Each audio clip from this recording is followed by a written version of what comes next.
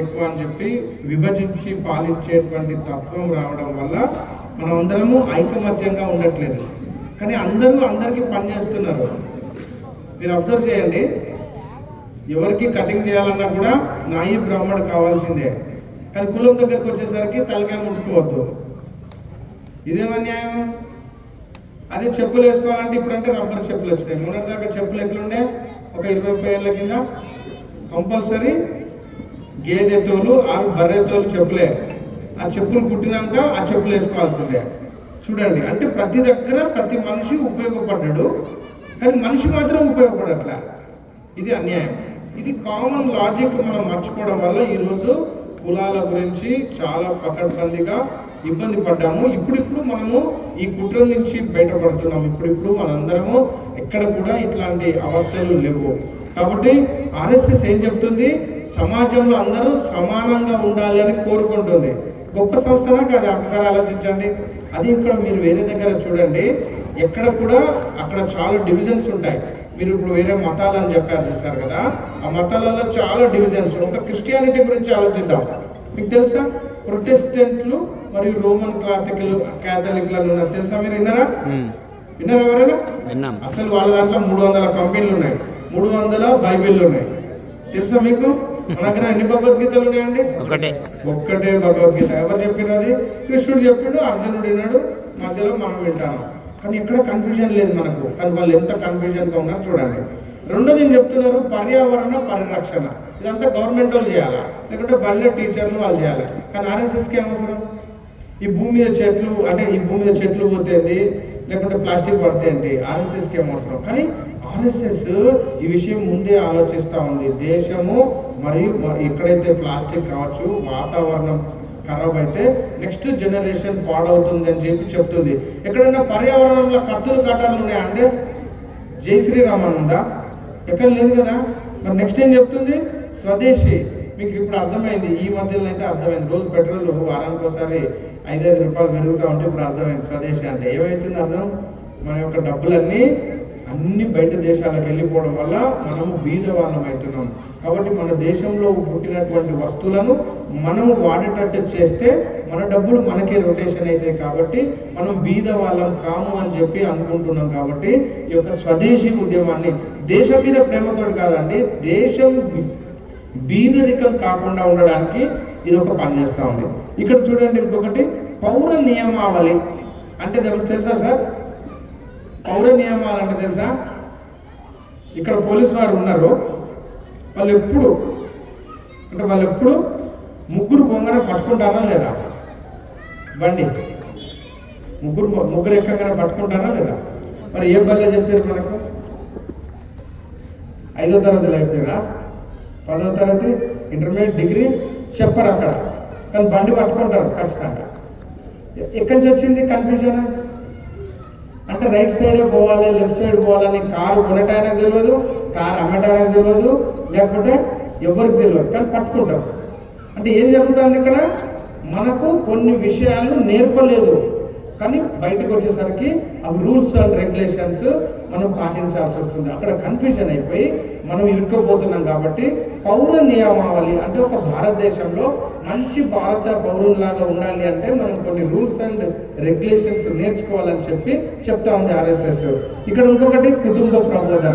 మీకు తెలుసా అండి? భారతదేశం మాత్రమే కుటుంబాన్ని నమ్ముతుంది ఇప్పటికి కూడా. కుటుంబం అంటే తెలుసు కదా, అమ్మ, అక్క, చెల్లె ఇవన్నీ ఉన్నాయి కదా. వేరే దేశంలో అసలు ఛాన్సే లేదు. మీరందరూ ఒకసారి కళ్ళు మూసుకోండి. ఎట్లా కళ్ళు మూసుకున్నారు?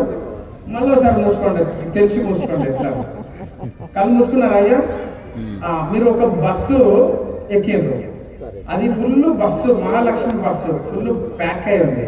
ఏం బస్సు అది? గట్టిగా చెప్పాలి. ఏ మొగలు కూడా ఎక్కిరాలి. మహాలక్ష్మి బస్సు అయినంత మాత్రం పోవాలి కాబట్టి ఎక్కినాం. మనం టికెట్ తీసుకున్నాం, వాళ్ళు టికెట్ తీసుకోలేదు. కానీ బస్సు అయితే ఫుల్ ఉంది.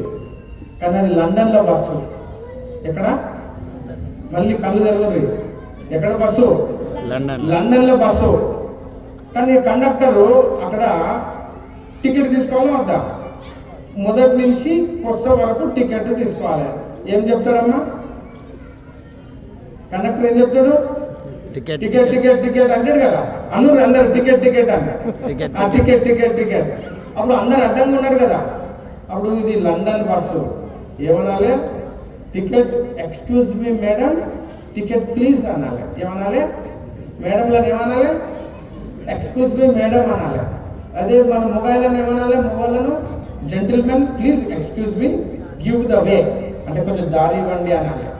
అంతే కదా, అవునా కదా? ఇదే ఇండియా. ఇప్పుడు మనకు ఆ బోయినపల్లి నుంచి మేడ్చల్ బస్సు వస్తాను బస్సు, అందులో మేము అందరం ఉన్నాం, కండక్టర్ ఉన్నాడు. మన కండక్టర్ ఎట్లా అంటాడు చెప్పండి,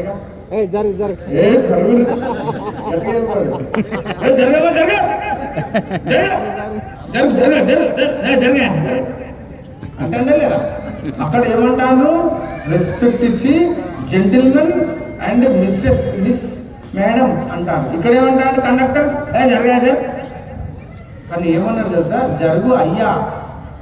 ఏమయ్యా, నా అయ్యా అంటే మా నాయన కొంచెం జరుగు నాయన అంటాడు, తిట్టుకుంటా కూడా. ఇక్కడ ఇంకొక ఆమెను ఏమంటారు, అమ్మ జరగమ్మా, అమ్మ జరుగు తల్లి అంటాడు. ఇక్కడ ఏమర్థమవుతుంది మీకు? తిట్టుటోడు అన్నం పెడతాడా లేదా? అక్కడ మర్యాద ఇచ్చినాడు పుడతాడు అక్కడ. ఇది మన దేశం. అంటే తిట్టేటప్పుడు కూడా ఒక స్త్రీని తల్లిగా భావించే దేశం ఈ దేశం. ఇది ఎవరు చెప్పారండి? ఏ యూనివర్సిటీలో చెప్పారు? ఏ బల్లే చెప్పారా? ఒక అత్త ఒక కోడలు ఉంది. అత్త కోడళ్ళకి ఎప్పటికి పడదు, తెలుసు కదా మేము. కానీ అత్త ఎప్పటికీ గుంజుతూ ఉంటుంది, కోడలు ఎప్పుడు పాపం ట్రై చేస్తూ ఉంటుంది. కొత్త కోడలు ఇప్పుడు పాపం తెలుసు కదా. కానీ అత్త ఒకరోజు ఏది కడప కాలు అట్లా పెట్టి ఆమె ఏదో ఎల్లు ప్యాక్ కొట్టి తింటాను. కూడలు అర్జెంటుగా నల్లొస్తుందని బయటకు పోతాను. తక్కువ తాకినట్టు అనిపించింది. ఏది కూడలు కాలు అత్తకు ఏమంటారు చెప్పరు. అత్త కూడలో పడదు. అయ్యా ఉన్నారా పోయినరా మీరు అందరూ? ఉన్నారు కదా. నాకైతే ఈ లైట్లు వెళ్ళి మీరు కనబడతలేదు. ఉన్నారు కదా, సపోర్ట్ చేస్తలేరు. మరి నాది విషయం కాదనుకుంటాను. ఆ లొల్లు ఎట్లయితే మరి మీ దాకా వస్తుంది. కానీ ఆ కోడలు ఏం చేస్తుంది అంటే, అమ్మ పాడుగా అంత మంచిది కాదు. కానీ ఏమంటది అంటదా, తిట్టుకుంటా ఏమంటది, ముసలి నాశనంగా అనిపించింది. ఎప్పటి కాలు ఆడబెడుతుంది, ఊకే కావాలని చేస్తుంది. ఇది నాకు కాలు తాకుతుందా లేదా మొక్కుతుందా అని, అమ్మ కర్మ పాడుగా అని మొక్కుతుంది. ఎందుకు మొక్కింది ఎవరు చెప్పారు? ఎక్కడిచ్చారు ట్రైనింగ్? ఎవరి ట్రైనింగ్?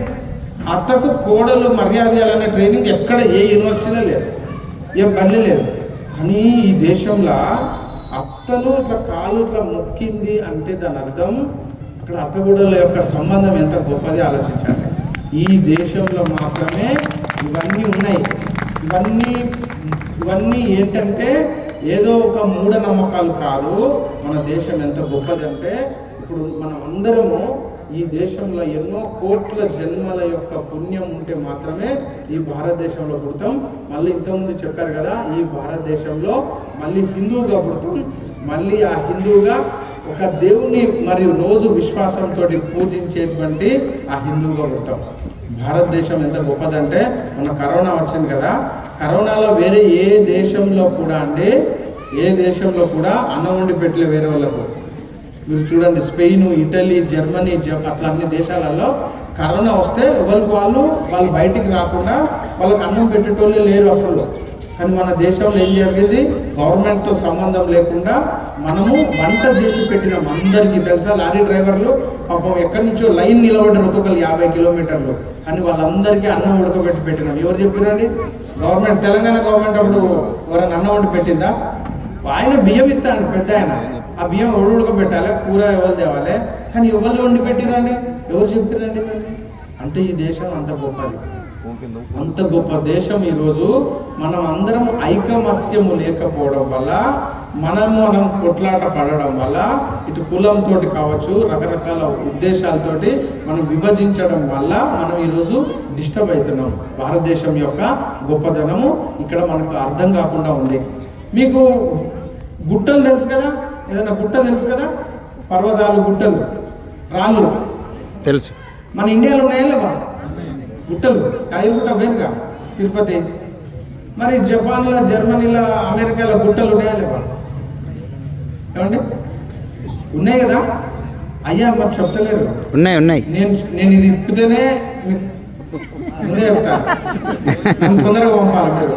నేను ఊ అంటే మీరు ఆ అనాలి, అప్పుడే నాకు అర్థమవుతుంది మీరు నాతోటి మరి పని చేస్తానంటే. ఓ అని నేను ఓ అంటాను, మీరు ఏమనాలి? గుట్టలు ఉన్నాయా లేదా అమెరికాలో? ఉన్నాయి. ఇక్కడ 1000 స్తంభాల గుడిలో రాళ్ళు చెక్కిరా లేదా? సుత్తను స్నానంతో చెక్కారు. మరి అమెరికాలో సుత్త స్నానం లేదా? మళ్ళీ ఎప్పుడు సుత్త స్నానం అమెరికాలో ఉందా లేదా? ఉన్నాయి. మరి వాడు ఎందుకు చెక్కలే? చెక్కేటోళ్ళు లేరాడ. ఇక్కడ వాళ్ళు ఎందుకు చెక్కారు?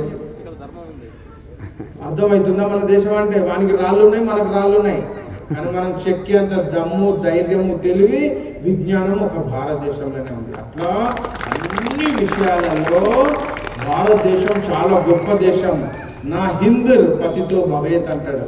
నా హిందర్ అంటే మమ దీక్ష హిందూ రక్ష మమ మంత్ర సమానత అంటారు. అంటే హిందువులందరము మనము మతము కాదు, మనది ధర్మము. మిగతాయి మతము, వాళ్ళ ధర్మము కాదు. ఎవరైనా ఇస్లాం ధర్మము అన్నారనుకో తప్పు. క్రైస్తవం అంటే క్రిస్టియానిటీ ధర్మం అన్నారంటే తప్పు. ధర్మము వేరు, మతము వేరు. నేను ఇంతకుముందు కూడా మీరు బాగా క్లారిటీగా ఉండాలా. వాళ్ళకి రెస్పెక్ట్ ఇద్దాం, తప్పు లేదు, కానీ మనకు రెస్పెక్ట్ ఇవ్వకపోతే ఏమండి? ఎద్దుకు కొమ్ములు ఉన్నాయా లేవా? ఎద్దులకు ఏమండి? ఎద్దులకు కొమ్ములు ఉన్నాయా లేవా? మరి ఆవులకు ఉన్నాయి. ఇప్పుడు ఆవు కొమ్ములు ఉన్నాయి కాదే అయ్యా, ఎవరు చెప్పు కొమ్ములు ఇవ్వంటాడు. ఆవులకు కొమ్ములు ఉన్నాయా లేదా చెప్పుర్రి? ఉన్నాయి. ఎద్దులకు కొమ్ములు ఉన్నాయా లేదా చెప్పుర్రి? మరి ఎద్దు అంటే పుడుతుంది, ఆవు మరి కొమ్ములు ఎందుకు ఇచ్చిండు దేవుడు? దానిని కొట్టినప్పుడు ఆవు కూడా కొమ్ములతో పురుగు బిడ్డానికి కొమ్ములు ఇచ్చిండు. భారతదేశంలో ఉన్న హిందువులందరూ ఆవుల లాంటి వాళ్ళు, కానీ వాళ్ళ కొమ్ములు కూడా ఉన్నాయి. అవసరమైతే కొమ్ముతో ఇట్లా అంటే అటు పడతారు. సో నాకు ఈ యొక్క అవకాశం ఇచ్చిన మీ అందరికీ చాలా చాలా ధన్యవాదాలు. ఎందుకంటే మనము ఇక్కడ అందరికీ అన్ని విషయాలు తెలుసు, కానీ మనము ఈరోజు ఈ సమావేశం యొక్క ఉద్దేశం ఏంటంటే మనం అందరం ఐకమత్యంగా ఉండి మన దేశాన్ని, మన యొక్క నెక్స్ట్ జనరేషన్ను మనం కాపాడాలి. మనం మాత్రమే నెక్స్ట్ ప్రపంచానికి ఆదర్శంగా విశ్వ గురువుగా కాబోతున్నాము. ఈ విషయాన్ని మీరు గమనించాలి. మనం నెక్స్ట్ మొత్తం గైడ్ అయిపోతాం, మనం మార్గదర్శనం చూపించబోతున్నాం అన్ని దేశాలలో. కాబట్టి మనం నెక్స్ట్ జనరేషన్ను మనం మళ్ళీ తయారు చేద్దాం. హరే కృష్ణ. హరే కృష్ణ చెప్తామా? హరే కృష్ణ. మా హీరోనేమో కృష్ణుడు, మీరేమో ఇప్పటిదాకా రాముడు అన్నారు. వాళ్ళిద్దరు వేరువేరా? కాబట్టి హరే కృష్ణ.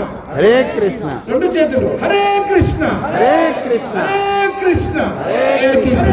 కృష్ణ హరే కృష్ణ. కృష్ణ కృష్ణ. హరే హరే. హరే హరే రామ. హరే రామ. హరే రామ. హరే రామ. రామ రామ. హరే హరే.